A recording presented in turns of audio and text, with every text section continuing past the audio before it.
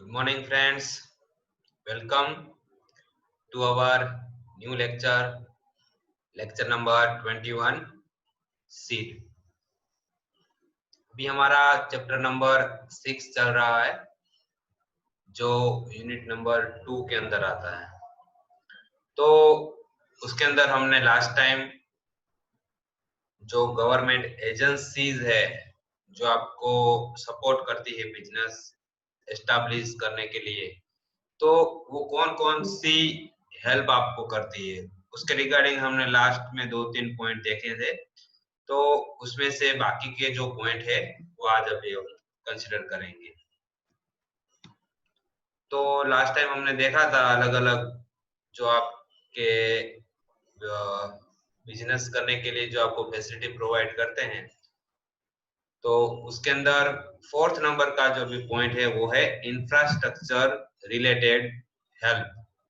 मतलब आपको कोई भी जगह पे आपकी कंपनी एस्टैब्लिश करनी है, तो वहां पे कुछ भी इंफ्रास्ट्रक्चर रिगार्डिंग कोई भी काम हो, जैसे रोड है या रेलवे लाइन है या पोस्ट है, टेलीफोनिक कन्वर्सन है, टेलीग्राफ है, या पानी वगैरह आपको चाहिए, या फिर बिजली का पावर सप्लाई है, वो सब हेल्प आपको गवर्नमेंट करती है, वो तो आपको पता ही होगा।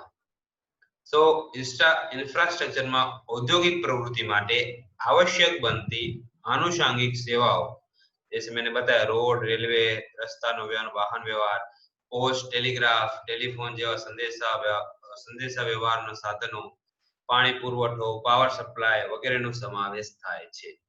तो ये 4th नंबर का पॉइंट है जो आपको गवर्नमेंट एजेंसी वगैरह हेल्प करती है। ओके, अब एमएसएमई उद्योग અને ઇન્ફ્રાસ્ટ્રક્ચર સંબંધી નીચેની બાબતો માટે સહાય આપવામાં આવે છે।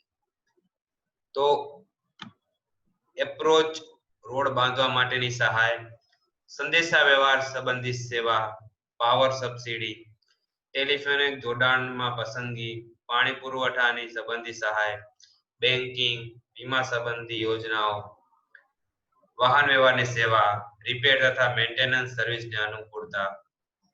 जो माइक्रो स्मॉल मीडियम एंटरप्राइजेस हैं, उनको गवर्नमेंट इस टाइप की सारी सेवाएं प्रदान करती है। ओके, अब 5वां नंबर का जो पॉइंट है वो है संचालनीय और टेक्निकल कंसल्टेंसी। तो आपको पता होगा कि मैनेजमेंट एंड टेक्निकल कंसल्टेंसी जो है वो बहुत ही इंपॉर्टेंट रोल प्ले करती है। वो आपको बिजनेस के अंदर आगे बढ़ने के लिए सलाह सूचन देती है। तो उसके अंदर मोटा भागनी औद्योगिक एकमों नाણાકીય क्षमता અને પ્રવૃત્તિના વ્યાપારના કારણે संचालनीय અને टेक्निकल सलाह सरलताથી મેળવી શકે છે। जिसके पास ज्यादा बिजनेस से पैसे हैं, वो तो पैसे देकर ये ऐसे टेक्निकल एंड संचालनीय कंसल्टेंसी का फायदा उठा सकते हैं। लेकिन जो micro small and medium enterprises है, मतलब MSME, ऐसे जो उद्योग है, આ પ્રકારના નિષ્ણાતોની સલાહ મેળવવામાં મુશ્કેલી અનુભવે છે। तो स्मॉल उद्योग है वो ऐसे फैसिलिटी नहीं प्रोवाइड कर सकते, बिकॉज उनके पास पैसे नहीं होते ज्यादा। तो आ मर्यादा दूर करवा माटे लघु उद्योग सेवा संस्था, मतलब small industries service institute SISI ની સ્થાપના કરવામાં આવી છે। તો MSME એક્ટ 2006 હેઠળ SISI નું રૂપાંતર MSME સંસ્થામાં કરવામાં આવ્યું। तो जो लघु उद्योग सेवा संस्थान है वो आपको हेल्प करती है कंसल्टेंसी के रिगार्डिंग। तो अपने गुजरात के अंदर आ उपरांत गुजरात में IDBI, IFCI, SIDBI જેવા રાષ્ટ્રીય નાણાં નિગમો, गुजरात राज्य नाणां निगम GSFC तथा मोटी राष्ट्रीयकृत बैंकोना संयुक्त उपक्रमे स्थापायेला जीटको, मतलब Gujarat industrial and technical consultancy organisation द्वारा उद्योगों ने સંચાલનીય અને ટેકનિકલ કન્સલ્ટન્સી સેવાઓ પૂરી પાડવામાં આવે છે। तो जो गवर्नमेंट की जो ऐसी संस्था है वो आपको बिजनेस आगे कैसे बढ़ाए उसका सलाह सूचन करती है। ओके, तो ये हो गया हमारा 5th नंबर का पॉइंट। 6th नंबर का जो हमारा पॉइंट है वो है पेदाशनी मार्केटिंग संबंधी सहाय। जैसे आपने कोई बिजनेस स्टार्ट किया तो वो बिजनेस स्टार्ट करने के बाद लोगों को पता कैसे चलेगा कि आप ये प्रोडक्ट बेचते हो या आप ये प्रोडक्ट बनाते हो या ये प्रोडक्ट बहुत इंपॉर्टेंट है कस्टमर के लिए। तो उसके लिए आपको एडवर्टाइजमेंट करनी पड़ती है, मार्केटिंग करना पड़ता है, वरना दुनिया को पता ही नहीं चलेगा कि आप ऐसा प्रोडक्ट बना रहे हो और ये प्रोडक्ट इस तरीके से हेल्पफुल होगा आपके लिए। तो उसके लिए मार्केटिंग बहुत इंपॉर्टेंट है।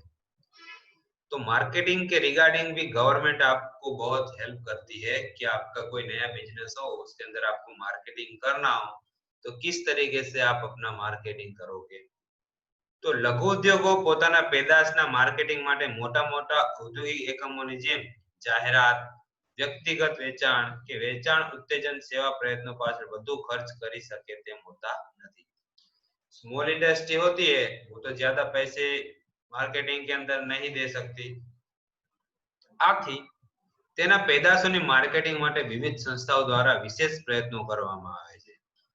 मतलब इस वजह से उनकी जो प्रोडक्ट है उनकी मार्केटिंग के लिए अलग-अलग संस्थाओं द्वारा प्रयत्नो ट्राई करते हैं लोग।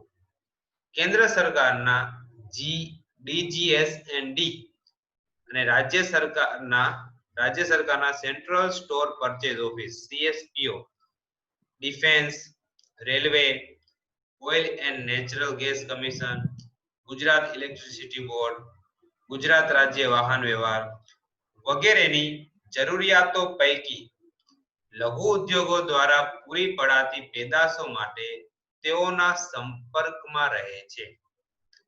तो ये सब जो ऑर्गेनाइजेशन है वो लघु उद्योग के संपर्क में रहते हैं कि इनको कुछ भी हेल्प की जरूरत हो तो ये कर सके।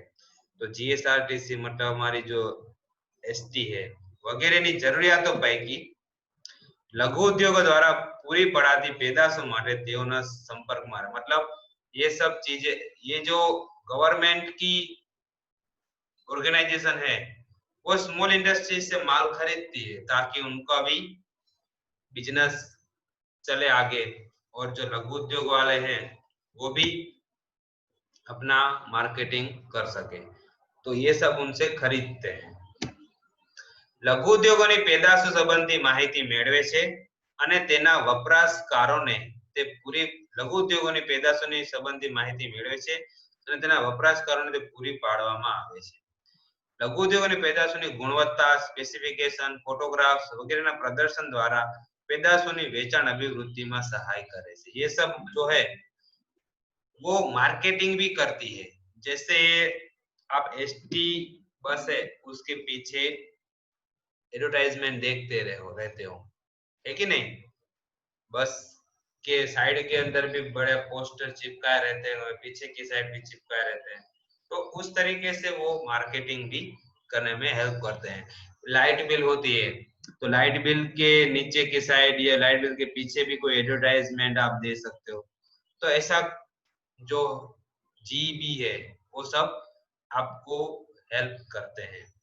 लघु उद्योगोनी पेदाशो संबंधी वेपारी पूछपरछो मेळवे छे અને પેદાશના उत्पादन संबंधी जरूरी सूचनों पण करे छे। तो ये सब है आपकी मार्केटिंग के रिलेटेड हेल्प करते हैं। नेक्स्ट चीज है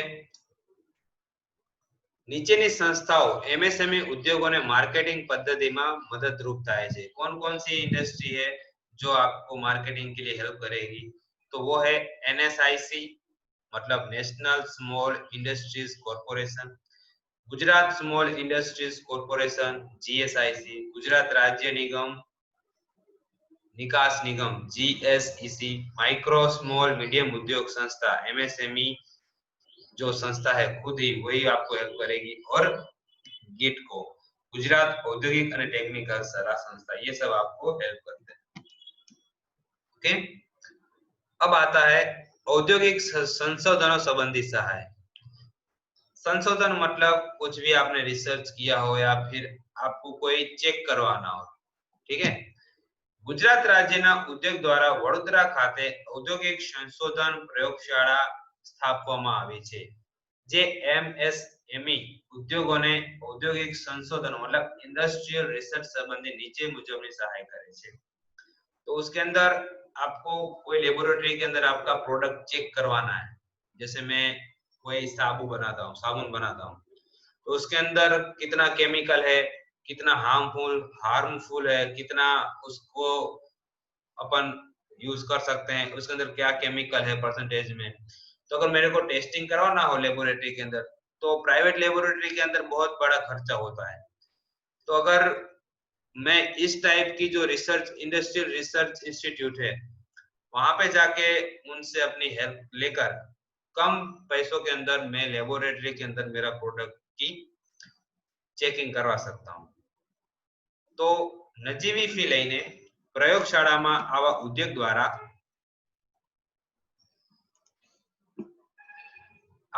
દ્વારા પેદા થતી વિવિધ પેદાશોને પૃથ્થકરણ કરી ટેસ્ટ સર્ટિફિકેટ આપવામાં આવે છે, જેમ કે સાબુમાં ફેટ કે એસિડનું પ્રમાણ કેટલું છે,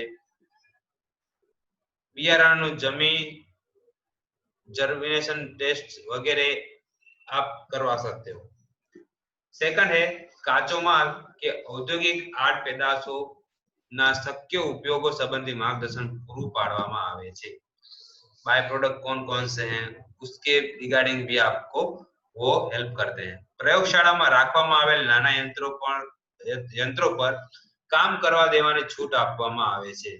अगर आपको वहां जाके थोड़ा खुद से ही टेस्ट करना हो तो भी वो उधर वो इंस्टीट्यूट आपको दे कि आप ये मशीन पड़ा है, आप उधर जाके टेस्ट कर लो।